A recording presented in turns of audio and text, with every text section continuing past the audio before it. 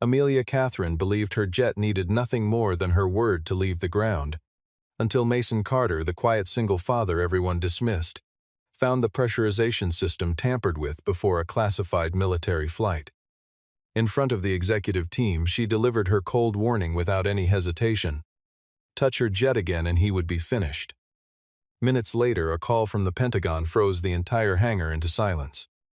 Mason was not permitted to leave the building, because he was the one person the government had trusted with this aircraft long before Amelia Catherine ever knew his name. Stay until the very end, because this final landing will expose the true traitor hiding in plain sight all along. Rain hammered the metal roof of a private hangar near a military airbase in Virginia. The kind of downpour that turned every reflection on the tarmac into a smear of white light inside.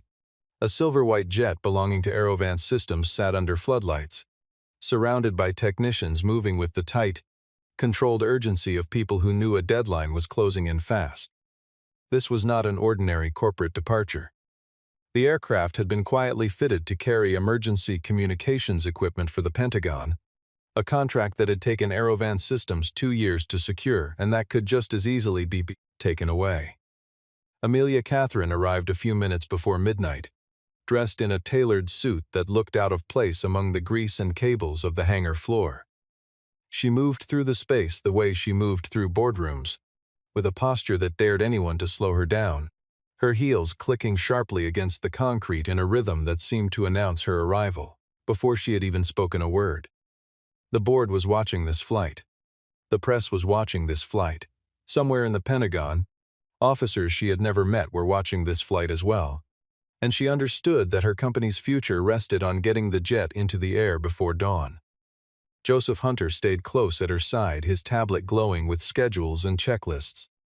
He was the operations director, a man who had helped her hold the company together through a brutal financial year, and he kept repeating the same message to anyone who would listen. The aircraft needed to leave on time, no delays, no excuses. The technical crew nodded along, even as some of them exchanged uneasy glances behind his back, because the pre-flight inspection had not actually been completed, and everyone in that hangar understood, without needing to say it aloud, exactly how dangerous that gap could become once the aircraft actually left the ground.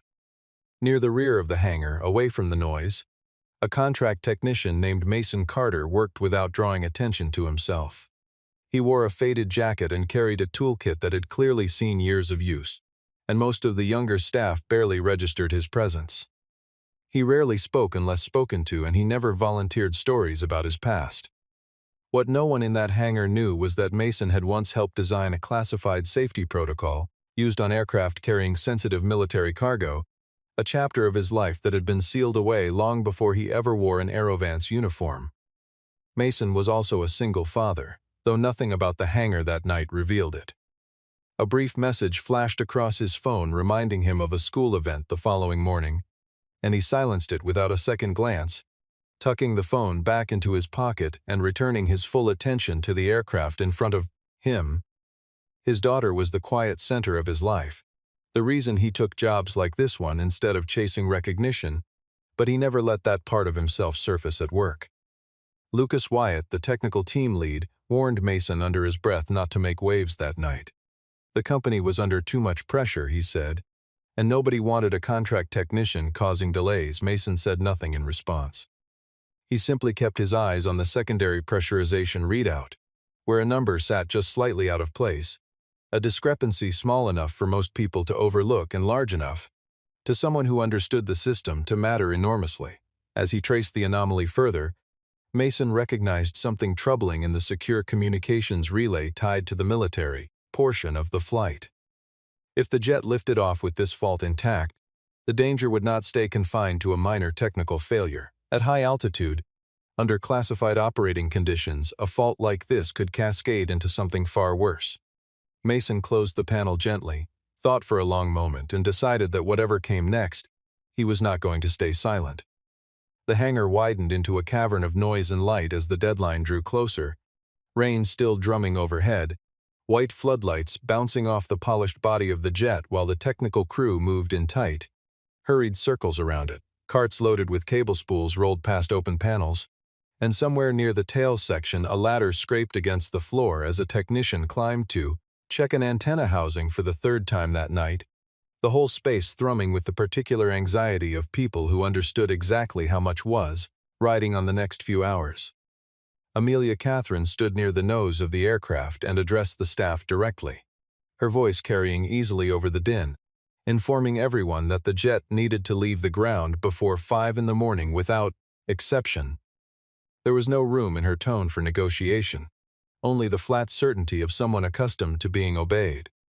Joseph Hunter reinforced her message a moment later, reminding the crew that the contract attached to this flight was worth hundreds of millions of dollars, and that any delay risked Aerovance Systems losing its place in a defense program the company had fought years to enter.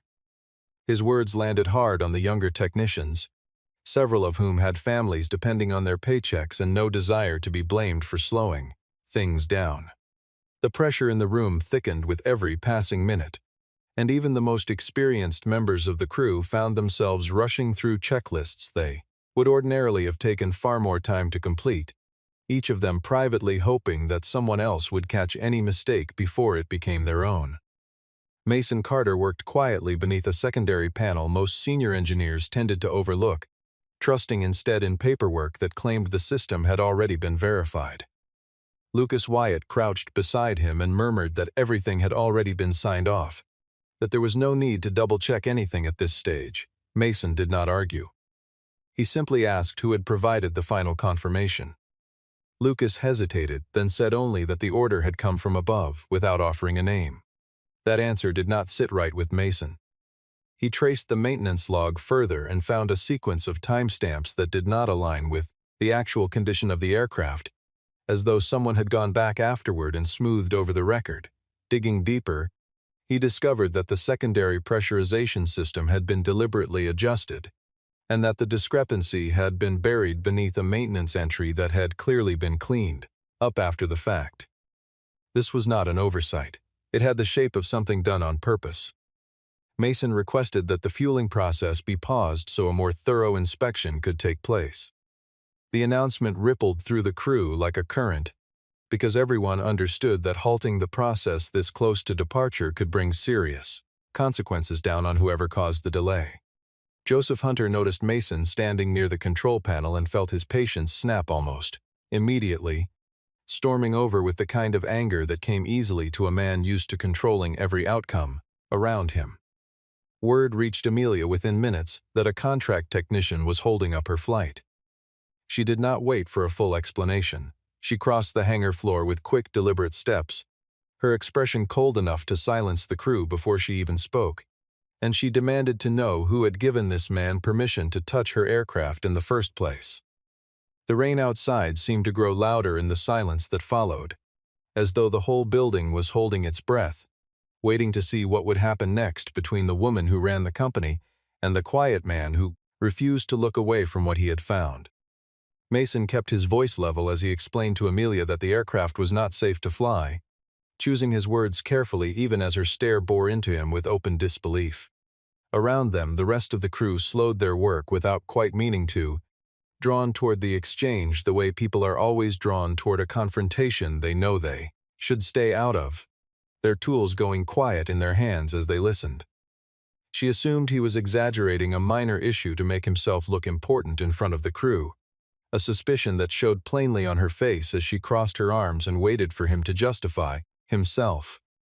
Mason pointed to the secondary pressure readout, the mistimed synchronization in the backup system, and a signal dropout buried inside the military communications relay, laying out each detail without raising his voice. Joseph Hunter cut in before Amelia could respond, insisting that a contract technician had no authority to draw conclusions about a system this sensitive, his tone carrying the particular sharpness of a man who felt his own standing threatened by anyone else's competence.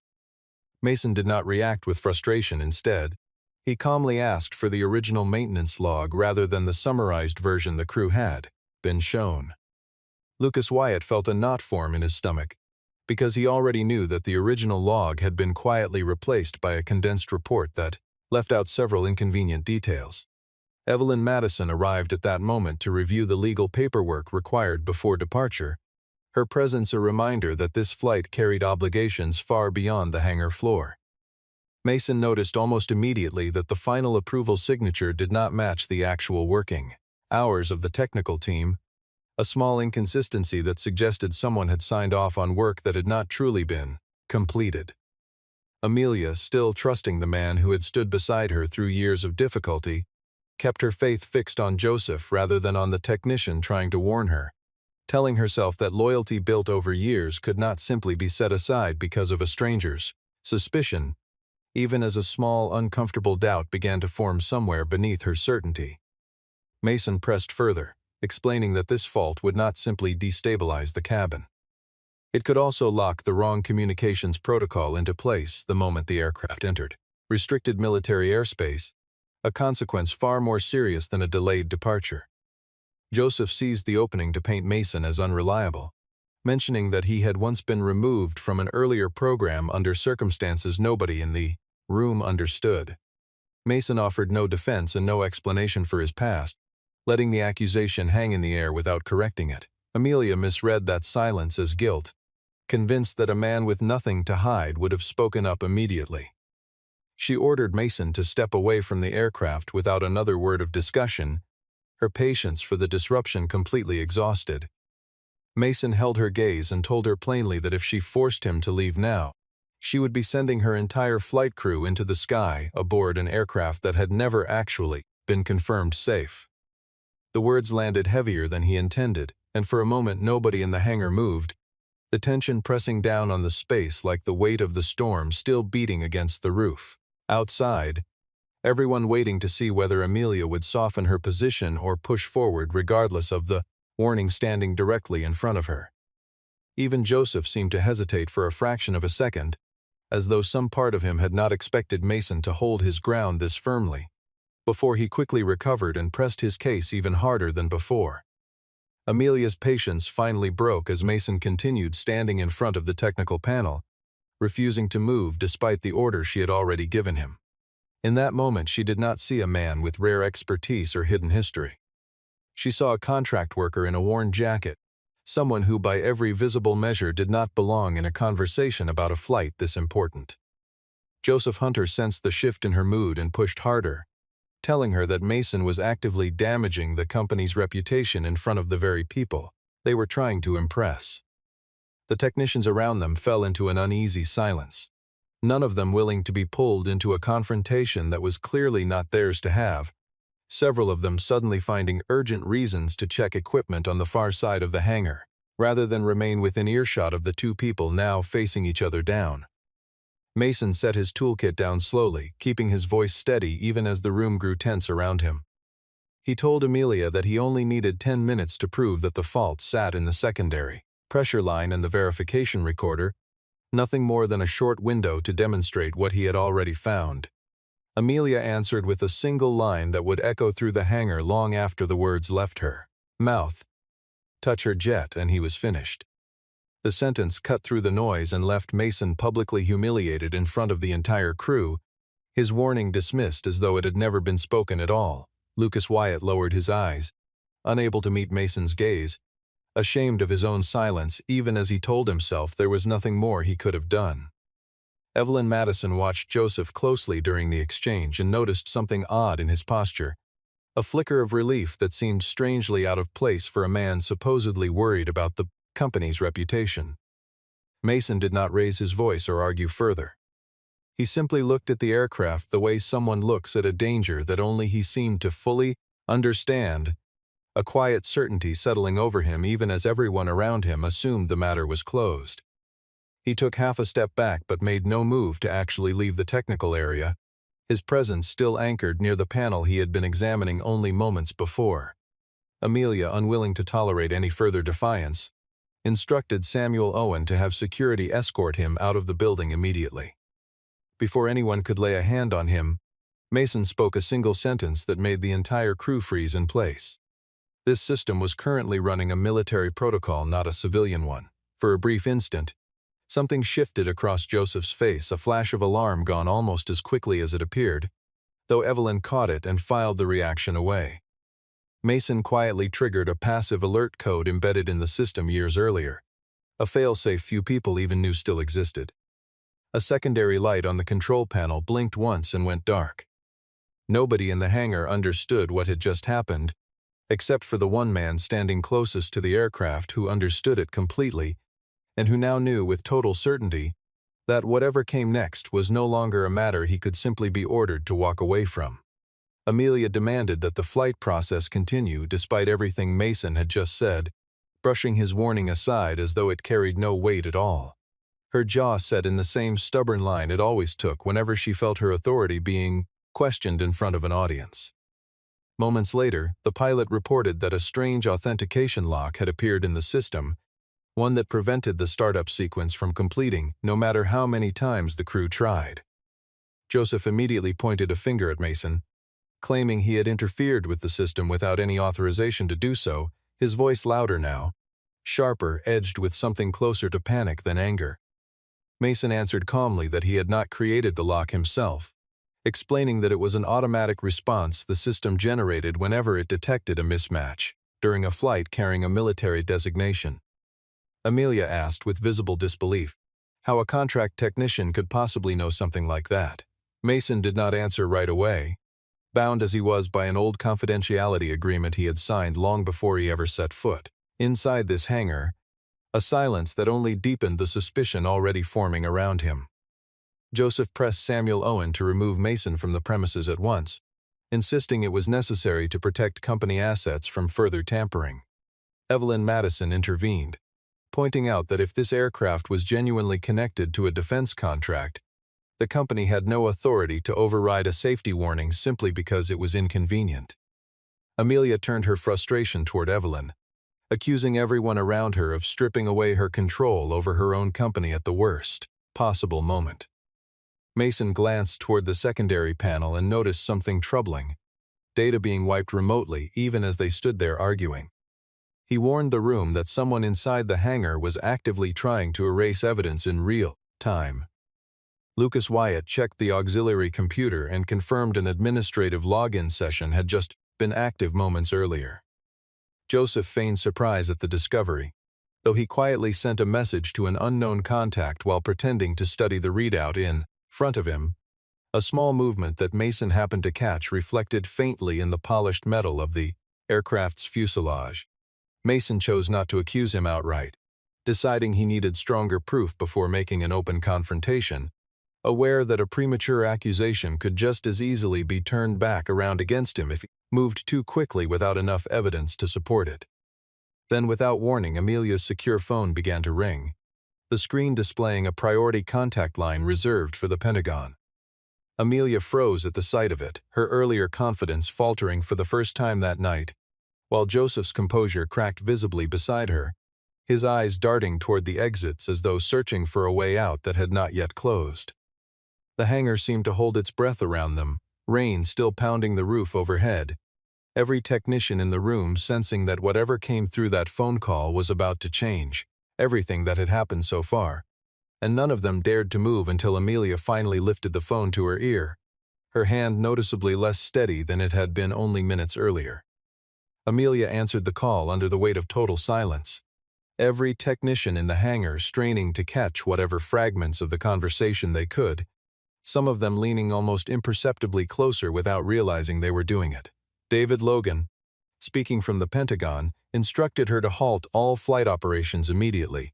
His tone leaving no space for negotiation, Amelia tried to hold her ground, reminding him that this was her company's aircraft and that she carried full responsibility for how it was operated.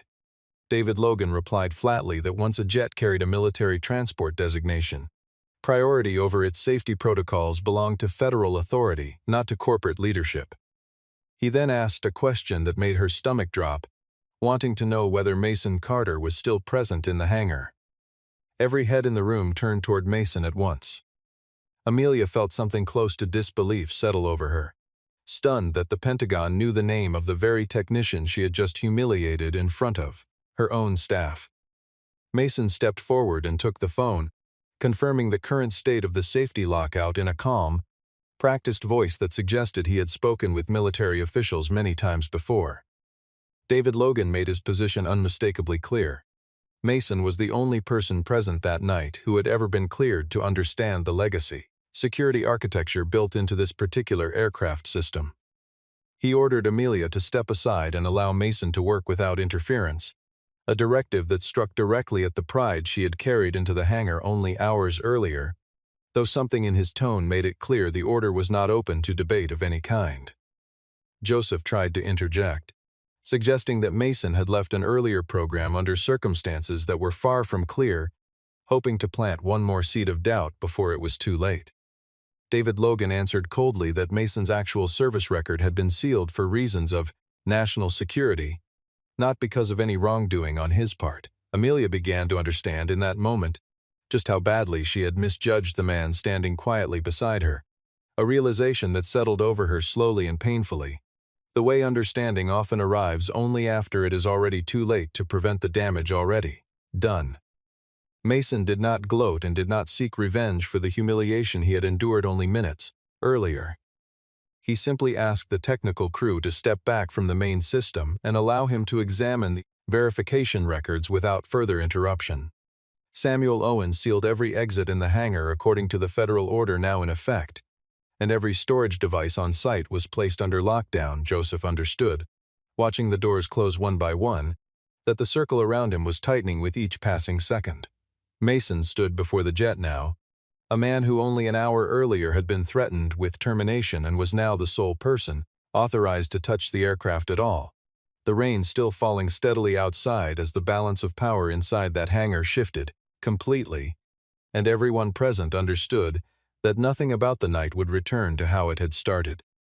Mason began his inspection using the old safety procedure he had trained on years earlier, relying less on complicated tools and more on patient logic, tracing login timestamps and watching how the system responded to each command, the same disciplined method he had used long ago on aircraft far more sensitive than this one. Lucas Wyatt helped by pulling a backup copy from the secondary maintenance computer, his hands trembling slightly at first, still afraid of losing his job over what was unfolding.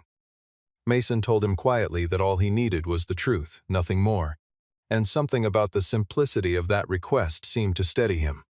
Evelyn Madison cross-referenced the signatures on file and discovered at least 3 confirmations that had been generated after the aircraft was already marked ready for flight, a detail that could not be explained away as simple human error. Amelia watched each piece of evidence surface in front of her, her expression shifting from disbelief to something heavier, something closer to shame. She realized, standing there in the glare of the hangar lights, that the pressure of this contract had led her to dismiss the one voice in the room that had been telling the truth from the very beginning. Mason confirmed that the pressurization fault had not been an accident at all, a conclusion he stated plainly without any hint of satisfaction, because there was nothing satisfying about proving that someone inside this company had deliberately placed an entire flight crew in danger.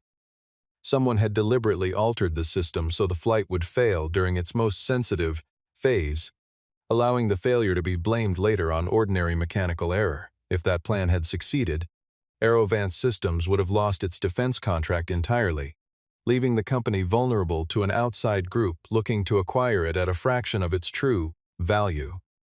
Joseph Hunter's composure finally began to slip, and he insisted that everything Mason was describing amounted to nothing more than speculation, dressed up as fact. David Logan ordered that Joseph remain inside the hangar while the matter was investigated further, and Samuel Owen signaled his security team to seal off every exit. Joseph acted wounded by the accusation, reminding everyone that he had served Amelia loyally for years, his voice rising with an indignation that felt rehearsed rather than genuine. Amelia hesitated, caught between the evidence in front of her and her memory of Joseph, helping her keep the company afloat during an earlier financial crisis that had nearly destroyed everything she built, the 2 versions of him refusing to line up neatly inside her mind no matter how hard she tried to reconcile them. Mason did not attack Joseph directly. Instead, he asked one simple question that landed harder than any accusation could have. Why had the cleaned-up record been created from Joseph's own account exactly 7 minutes after the original fault first appeared in the system? The hangar fell completely silent at the question, every technician holding their breath, waiting for an answer that never came. Joseph opened his mouth to respond, then closed it again. no explanation forming quickly enough to cover the gap Mason had just exposed in front of everyone watching. Joseph suddenly activated a contingency plan nobody in the hangar had anticipated, and a secondary server tucked away in the technical office began transmitting data outward without authorization, the small green light on its housing blinking rapidly in the dim room as though marking the seconds ticking away. Mason recognized immediately what was happening, that Joseph was attempting to push a fabricated record designed to make it look as though Mason himself had interfered with the aircraft without permission. Samuel Owen and his security team rushed toward the technical office, only to find the door locked from the inside, buying Joseph precious seconds he clearly intended to use. Joseph shouted through the door that Mason was a former technician who had been removed from a fast military program and had returned only to seek revenge against the company that once employed him. Amelia looked at Mason, and for one brief moment, doubt flickered across her face before she pushed it aside. Mason remained composed, telling her quietly that liars usually need a longer story than the truth requires, a simple observation that seemed to settle something in her mind at last. Evelyn Madison discovered that Joseph had secretly signed a consulting agreement with a rival investment group months earlier, a connection that explained everything unfolding in front of them, the pieces of the night finally arranging themselves into a picture far uglier than anyone had initially suspected. His goal had been to sabotage the flight, cause Amelia to lose the defense contract, and watch the value of Aerovance Systems collapse under the weight of the failure. Once the company was sufficiently weakened, he intended to step forward as its rescuer, brokering a sale at a price far below what the business was actually worth. Lucas Wyatt admitted, his voice shaking, that Joseph had once pressured him into ignoring a minor warning months earlier, though he swore he never imagined it would lead to something this serious, his shoulders slumping under the weight of a guilt he had clearly been carrying alone for far too long. Amelia absorbed the weight of the betrayal in silence. The pain of realizing it had come from someone she trusted more than almost anyone else in the company. Joseph attempted to flee through a technical corridor at the rear of the hangar, but Samuel Owen blocked his path, only for Joseph to trigger a false alarm that plunged a nearby section into darkness. In the confusion, Mason recalled the layout of the hangar from memory and guided Samuel toward a secondary door that could seal the corridor completely. Joseph was caught just before he could destroy the last piece of physical evidence still in his possession.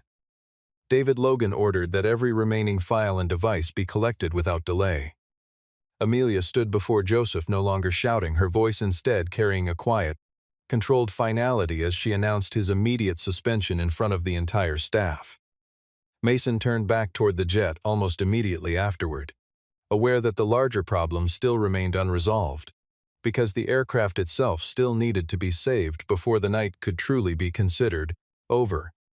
Even with Joseph restrained and removed from the situation, the aircraft's system remained locked, and unless it was restored correctly, the military flight would be canceled entirely, a failure that would carry serious consequences for Aerovance Systems regardless of who was ultimately responsible for the sabotage, since a canceled contract would not distinguish between fault and misfortune once the damage had already been done.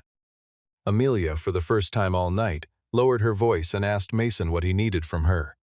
It was a striking reversal, the CEO who had threatened to end his job now placing her trust entirely in his hands. Mason did not make things difficult for her, and he did not bring up the humiliation he had endured earlier that night. He simply assigned clear responsibilities, one after another, moving the group forward with quiet efficiency. Amelia was to contact the board, suspend every commercial pressure surrounding the flight, and formally grant Mason temporary technical authority under the federal directive already in place. Lucas took charge of cross-checking the pressure valves. Evelyn Madison documented every step of the process to protect the company during the investigation that would inevitably follow. Samuel Owen maintained security around the perimeter of the hangar. Mason entered the technical bay and worked through each point Joseph had altered, one careful step at a time, his focus narrowing entirely onto the task in front of him, as though the chaos of the last several hours had simply fallen away the moment his hands returned to familiar work. He discovered that Joseph had done more than change a few numbers. He had also shifted a verification module just enough that the aircraft was refusing to communicate, properly with the military frequency it needed to reach.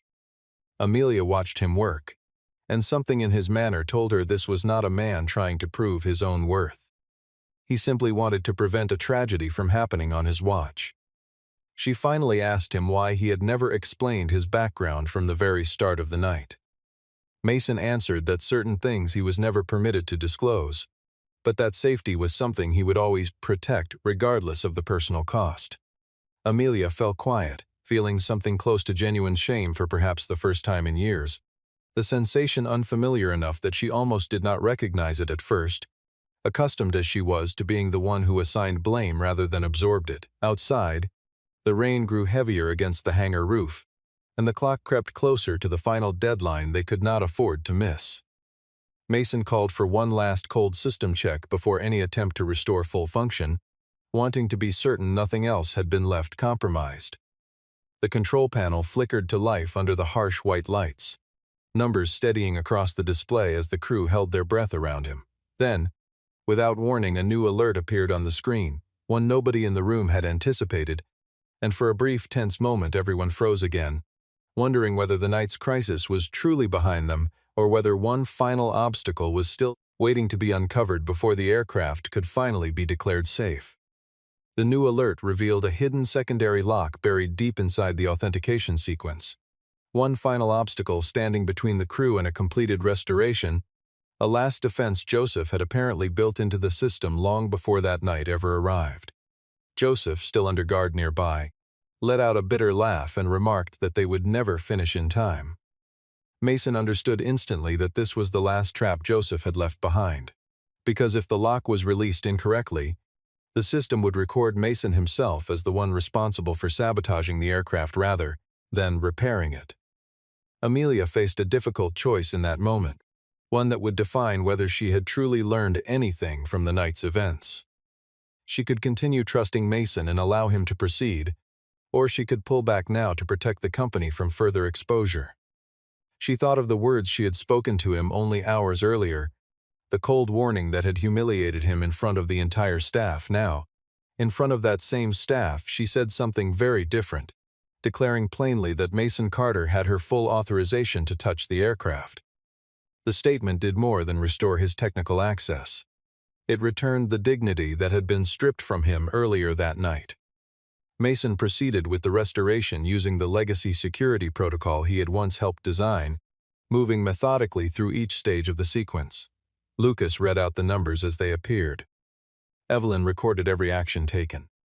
David Logan monitored the process remotely through the secure military line, ready to confirm the results the moment they were available. The aircraft systems trembled slightly as the live verification sequence began, and a pressure discrepancy appeared at the exact moment the auxiliary engine shifted state. For a heartbeat, everyone in the hangar tensed, fearing the worst, but Mason had already anticipated exactly this possibility. He calmly ordered a secondary branch of the system disconnected and guided the aircraft back into a clean, verified state. One by one, the warning lights along the control panel dimmed and went dark, until the pilot finally confirmed that the aircraft had returned to a fully safe condition. David Logan verified from the Pentagon that the results met every federal requirement, formally clearing the aircraft to proceed, his voice carrying a note of quiet approval that felt, in its own understated way, like the highest praise Mason could have received that night. Joseph sank against the wall behind him, understanding at last that every part of his plan had unraveled completely. Amelia turned to look at Mason, and for the first time that night, she no longer saw a contract technician standing before her. She saw the man who had quietly saved her company from a disaster she had come dangerously close to, allowing a realization that settled over her slowly as the hangar around them began to exhale, the tension of the long night finally starting to loosen its grip on everyone who had lived through it. The storm outside easing into a gentler rain as if the weather itself understood that the crisis had finally passed. Dawn broke slowly after the storm passed, the jet still resting safely inside the hangar, its systems fully restored and cleared for departure under federal supervision rather than the frantic commercial pressure that had driven the night's chaos. The flight was placed under a formal federal review, no longer forced into the air simply to satisfy a business deadline that had nearly caused a disaster. Joseph Hunter was escorted away along with the storage devices and falsified files that had nearly destroyed everything Amelia had spent years building. Lucas Wyatt was protected as a cooperating witness rather than being made a scapegoat for decisions that had never truly been his to make. Evelyn Madison proposed a complete overhaul of the company's approval procedures, determined to ensure that no single individual could quietly manipulate safety records again, without immediate detection. David Logan told Amelia plainly that if Mason had not caught the fault when he did, the consequences could have reached far beyond the loss of a single contract, a truth that settled heavily over her as the morning light spread across the tarmac outside.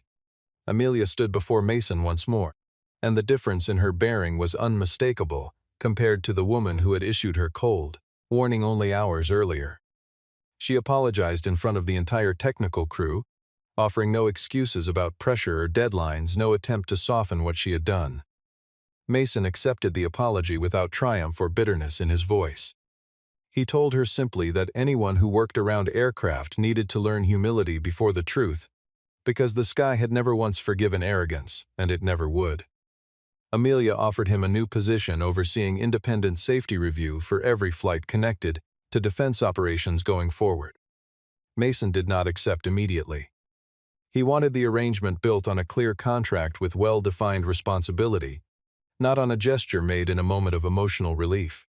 This quiet insistence revealed something essential about his character, a man who valued transparency over sentiment and had no interest in a reward offered simply to ease someone else's guilt. Amelia agreed to his terms without hesitation, recognizing that this, too, was part of what made him trustworthy. In the final moments of that long night, Mason walked out of the hangar as the rain finally stopped, the air outside carrying the particular stillness that follows a storm, the kind of quiet that feels earned rather than simply given. Amelia remained behind, looking at the jet with eyes that no longer saw only a symbol of her authority. It had become, instead, the greatest lesson of her career, a reminder that competence often wears a quiet face and that power without humility eventually meets a truth it cannot outrun. Somewhere beyond the hangar, the sun rose fully over the airfield, carrying with it the sense that justice finally been returned to the person who had earned it, that the man once dismissed for his simple appearance had proven, in the end, to be the only one capable of saving everyone left standing inside that building. If anyone watching this has ever been dismissed because of the way they dressed, the job they held, or the quiet way they carried themselves, let this story serve as a reminder that real value rarely needs to raise its voice. Mason Carter did not win because he shouted louder than Amelia Catherine. He won because he stayed calm, stayed accurate, and refused to abandon the truth even after being humiliated in front of everyone he worked with. Consider this before moving on. Did Amelia truly earn the forgiveness Mason offered her that morning, or did she simply get fortunate that the one man she underestimated happened to be decent enough to give her a second chance? Sometimes the person forced out of the room turns out to be the only one who can save everybody left inside it.